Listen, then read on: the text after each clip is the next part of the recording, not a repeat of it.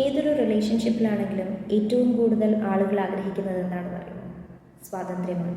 നമുക്ക് നമ്മളായിട്ടിരിക്കാൻ കഴിയുന്ന ഒരു സ്പേസ് ഉണ്ടാവുക എന്നാണ്. അപ്പോൾ മാത്രമേ റിലേഷൻഷിപ്പ് വളരെ ദൃഢമാവുകയുള്ളൂ.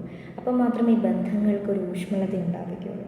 അതിപ്പോൾ ഏത് റിലേഷൻഷിപ്പ് ആയിക്കോട്ടെ, പാർട്ട്നേഴ്സ് തമ്മിലായിക്കോട്ടെ, പേരൻസും കുട്ടികളും തമ്മിലായിക്കോട്ടെ, ഫ്രണ്ട്സ് തമ്മിലായിക്കോട്ടെ, ആ സ്വാതന്ത്ര്യവും ഒരു ഇൻഡിവിജ്വൽ സ്പേസും നമുക്ക് അവർക്ക് കൊടുക്കാൻ കഴിയുന്നില്ലെങ്കിൽ പിന്നീട് ആ റിലേഷൻഷിപ്പ് ഒരിക്കലും നിലനിൽക്കില്ല ഇൻ ദ ലോങ് റൺ.